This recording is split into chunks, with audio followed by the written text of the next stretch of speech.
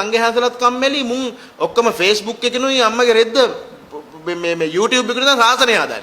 දැන් මම භික්ෂුන් වහන්සේ නමක් විදිහට අත්දැකීම් මහ සම්භාරයක් තියෙන භික්ෂුවක් විදිහට මගෙන් හොයන්න එන්න එපා සිල්. මගෙන් අහන්න එන්න එපා මේ අරවා මේවා අභිඥාරව මේවා. මගෙන් අහන්න මේ මහ පොළවේ බුදු සමයට කෙලවන්න ඉන්න කල්ලි කණ්ඩායම් කොහොමද හැසිරලා තියෙන්නේ කියලා අපි ඒවත් එක්ක ගැටිලා මහ අත්දැකීම් සම්භාරයක්. ඒක බුද්ධ කාලෙත් හාමුදුරුවෝ එක කළා. මේ ශාසනය අපි ආරක්ෂා කරන් ඇවිල්ලා තියෙනවා අනේ බොහොම හොඳට. හරි මීට අවුරුදු 50කට කලින් තිබිච්ච ශාසනය නේ මේ තියෙන්නේ. අද අපි හාමුදුරුවෝ කොච්චර යවලා තියෙනවද පිටරටට? කොච්චර කියලා ලස්සනට බණ කියනවාද? ඕනම සමාජයක මේ වගේ දේවල් ඇති වෙනවා. ඒක සාමාන්‍ය දේවල්. ඒක වරදක් කළා නම් මම කළත් ඒක කොතනද කවුද පොසිෂන් එකේ ඒද බීද සිද වැඩක් නැහැ. ඒක නීතිය බලාගන්නේ.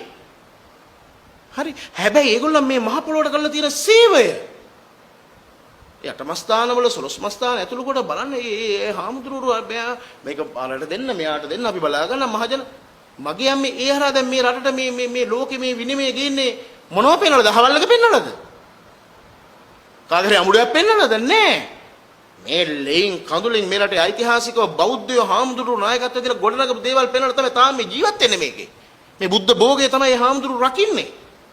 ඒකට ගෞරවයක් නැති හාමුදුරුවන්ට. ඒක නිසා මේ අනවශ්‍ය විදිහට අපි කලබල වෙන්න ඕන නැහැ. අපි අනිවාර්ය වශයෙන්